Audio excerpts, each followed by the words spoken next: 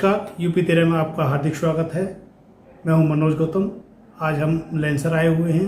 यहाँ पर वृंदा मैडम हैं, वो आपको कृष्ण जन्मोत्सव के बारे में बताएंगी। क्यों व्रत रखना चाहिए, उसके क्या लाभ होते हैं, क्या नुकसान होते हैं और किस किस को रखना चाहिए, किस परिस्थितियों में रखना चाहिए, कैसे रखना चाहिए।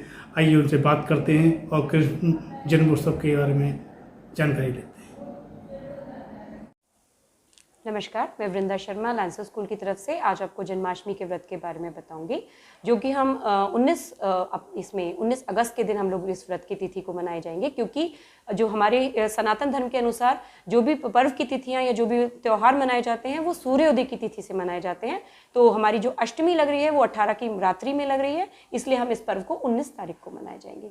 फिर भी जिस दिन भी मनाएं, मैं कहूँगी पूरी भावना के साथ बनाएं, क्योंकि प्रभु सिर्फ भावना के भूखे होते हैं, भोग के या आपकी किसी चीज़ के भूखे नहीं होते हैं।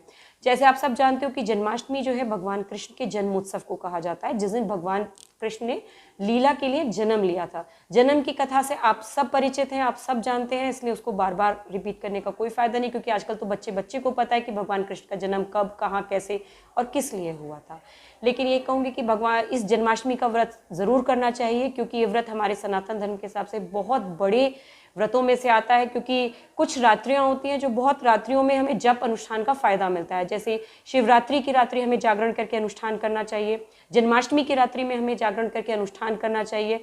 ऐसे दिवाली की रात्रि बहुत पावरफुल रात्रि होती है, जिस समय हमें जाग के और प्रयत्नपूर्वक हमें जप करना चाहिए। क्योंकि इन रात्रियों में जो होता है, होली की रात्रि, क्योंकि इन रात्रियों में पावरफुल रात्रियां होती हैं, हम सिद्धि प्राप्त कर सकते हैं, हमें जप अनुष्ठान अपना करना चाहिए, तो हमें एनर्जी मिलती है, एनर्जाइज होता है इंसान। अब भगवान विष्णु की बात करें तो वो तो खैर हमारे मोक्ष के प्रदाता हैं, मुक्ति प्रदाता हैं, तो उनका जो जन्मोत्सव है वो साधारण तो हो ही नहीं सकता। ये जो व्रत है जन्माष्टमी का व्रत 1000 एकादशियां करने के बराबर है, जो एक नॉर्मल हमारे मानव जीवन में कोई भी व्यक्ति 1000 एकादशियां कभी भी कंप्लीट नहीं कर सकता।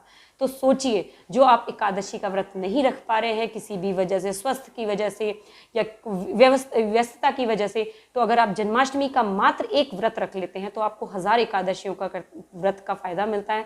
तो ये अत्यंत पुण्यदायी है, रखना चाहिए।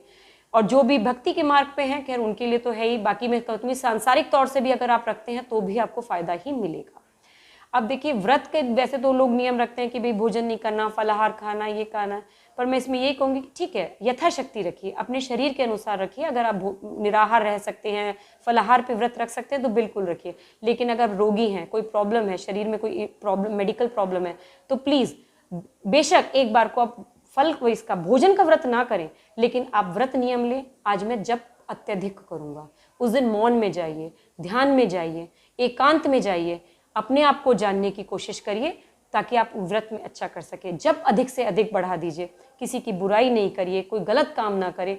कोशिश करिए उस दिन आप गरीबों की सेवा कर सके, किसी ज़रूरतमंद की आप मदद कर सके। आप अगर भोजन का नियम नहीं कर पा रहे, कोई बात नहीं, अन्य अत्यधिक नियम है जिनसे प्रभु प्राप्ति उतनी ही सरल है जितनी कि आप निराहार रह के भी करते हैं। क्योंकि निराहार रहने से, सिर्फ निराहार रहना एक्चुअली एक रास्ता है जिस पे चल के ये रहता है कि ठीक है, उस दिन हमने भोजन कम करा तो हमारी जो है, क्योंकि तामसिक भोजन होता है, कई बार लोग किस तरीके का बाहर का खा लेते हैं, कुछ खा लेते हैं, तो हमारी चित्त में डिफरेंट विचार आ जाते हैं।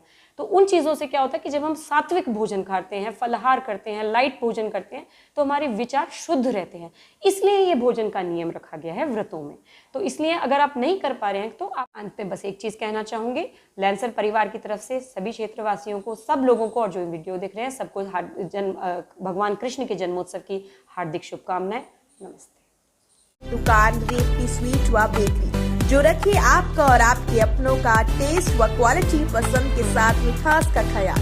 देना हो त्योहारों का तोहफा तो अपनी रेवती स्वीट अपनी A1 क्वालिटी व टेस्ट के साथ जो भर दे आपके हर त्योहार में चाशनी, तो अब सिर्फ रेवती स्वीट व बेकरी। एक बार खाओगे तो खाते रह जाओगे। हमारा पता है GT road, Nayaganj gate, near modern gun house, Sikandrabad, Bulandshahr. हमारा मोबाइल नंबर 9897764612 999715324।